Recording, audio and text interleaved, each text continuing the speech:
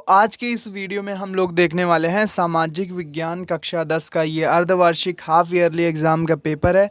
लेकिन आपके pre board और बोर्ड में भी काम करेगा, बोर्ड परीक्षा के लिए भी महत्वपूर्ण है क्योंकि इसमें जितने भी प्रश्न हैं वो सभी इम्पॉर्टेंट हैं, बहुत महत्वपूर्ण है आपके बोर्ड परीक्षा और प्री बोर्ड परीक्षा की दृष्टि से।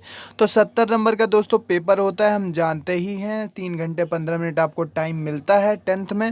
इसके बाद बी इसका कोड है, हाफ ईयरली 2022-23 का ये पेपर है, बिल्कुल लेटेस्ट। तो अच्छे से देख लेना, पूरा पेपर यहाँ पर सॉल्व करेंगे अच्छे से। वीडियो को एंड तक ज़रूर देखना और चैनल पर नए हो तो चैनल को सब्सक्राइब ज़रूर कर लेना। इसी प्रकार की इंपॉर्टेंट वीडियोस के लिए मैं यहाँ पर हर रोज़ नए नए model papers, question papers, tips, tricks, tutorials और बोर्ड परीक्षा की तैयारी कराता रहता हूँ।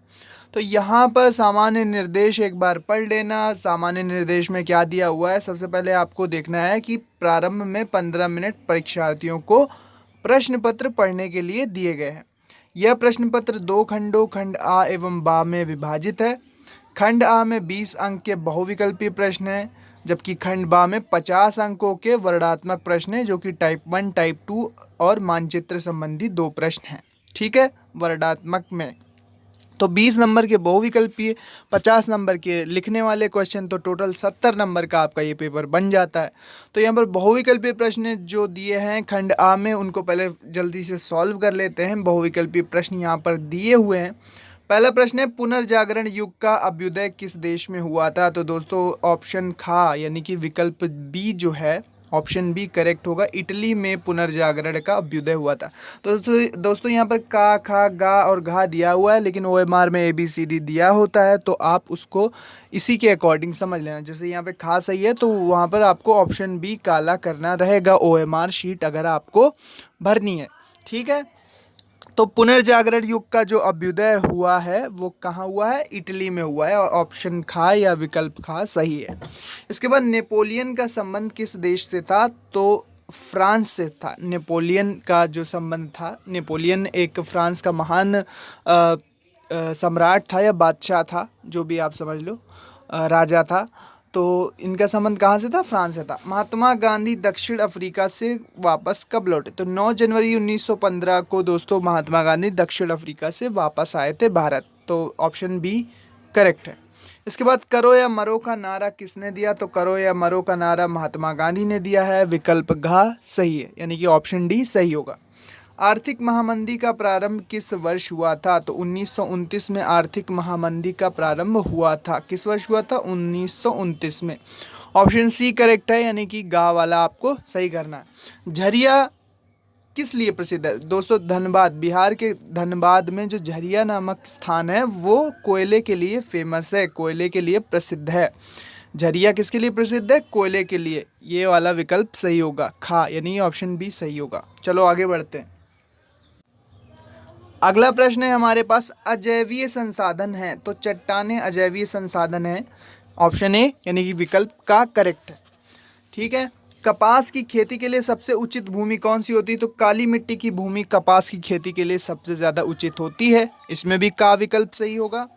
निम्नलिखित में से कौन सा धात्विक खनिज है? तो तांबा एक धात्विक खनिज है, बाकी ये जो दिए हैं अब्रक, पोटाश और संगमरमर, ये अधात्विक खनिज है। भूदान आंदोलन किसके द्वारा प्रारंभ किया गया था? तो भूदान आंदोलन विनोबा भावे द्वारा प्रारंभ किया गया था।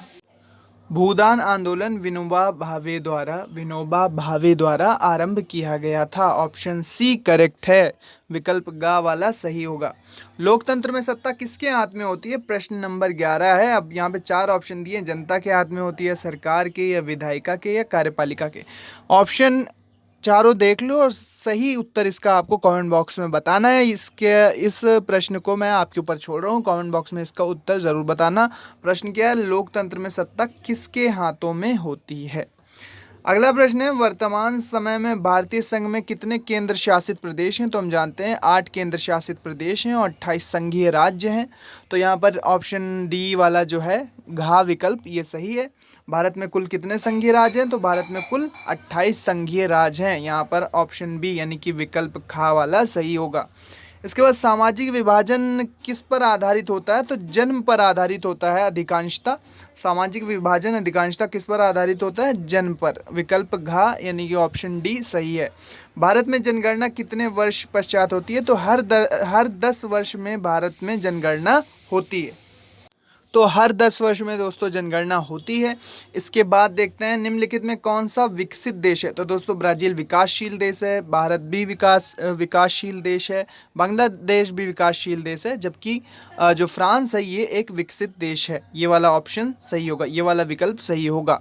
अगला प्रश्न है प्रश्न नंबर 17, निम्नलिखित में से किस राज्य की प्रति व्यक्ति आय सर्वाधिक है? किसकी होगी? हरियाणा की या बिहार की या राजस्थान की या मेघालय की? ये भी मैं प्रश्न आपके ऊपर छोड़ रहा हूँ, इसका उत्तर कमेंट में ज़रूर बताना सभी लोग। निम्नलिखित में किसे कृषि क्षेत्रक कहते हैं? तो प्राथमिक क्षेत्रक में कृषि क्षेत्रक आता है, तो ऑप्शन का वाला सही होगा, ए वाला सही होगा। भारत में जीविका का प्रमुख स्रोत कौन है? तो कृषि प्रधान देश है ना भारत, तो ऑप्शन खा सही होगा। विकल्प जो खा है हमारा वो सही होगा, ऑप्शन बी कृषि। भारत में जीविका का प्रमुख स्रोत क्या है? कृषि है। चलो अब चलते हैं नेक्स्ट पेज पे और देखते हैं कौन कौन से प्रश्न पूछे गए। दोस्तों सॉल्व ज़रूर कर लेना, बिल्कुल आसान पेपर है, कुछ नहीं है दोस्तों। पैटर्न में भी कुछ आपको सुविधा मिली है, बहुविकल्पीय प्रश्न पूछे जाएंगे, तो प्री बोर्ड और बोर्ड में आप बहुत ही आसानी से बहुत अच्छा पेपर कर ले जाओगे। ठीक है, चलो पढ़ते हैं नेक्स्ट पेज पे।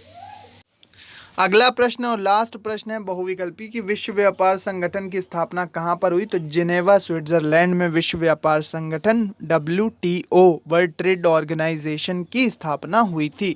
इसका मुख्यालय जिनेवा स्विट्जरलैंड में है। अब दोस्तों खंड व वर्णात्मक प्रश्न टाइप 1 के आ गए हैं। इनका उत्तर लगभग 80 शब्दों में देना है। पहला प्रश्न, फ्रांस की क्रांति कब हुई? इसके मुख्य कारण क्या था?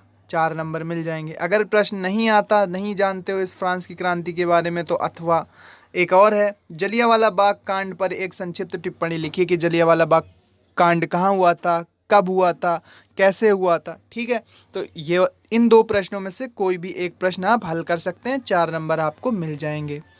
अगला प्रश्न है खादर तथा बांगर को समझाइए। खादर तथा बांगर को समझाइए। नहीं आता अगर ये प्रश्न, तो अथवा में विकल्प है, भारतीय कृषि की 3 विशेषताएं लिखो। कोई भी एक प्रश्न कर दोगे, 4 नंबर मिल जाएंगे। तो दोस्तों विकल्प यहाँ पर आपको अच्छे खासे मिल रहे हैं, तो विकल्प अच्छे खासे मिल रहे हैं और 80 शब्दों में उत्तर देना है। आराम से एक पेज में उत्तर इनका हो जाएगा, आधे एक पेज में उत्तर आ जाएगा। अगला प्रश्न है लोकतंत्र की मुख्य विशेषताएं क्या हैं?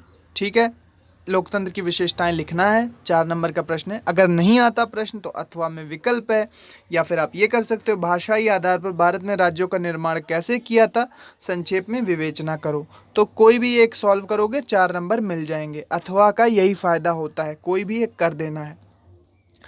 आर्थिक विकास से आप क्या समझते हैं? 4 नंबर का प्रश्न, 80 शब्दों में इसका उत्तर देना है। नहीं आता है तो निम्नलिखित पर संक्षिप्त टिप्पणी आप लिख सकते हैं।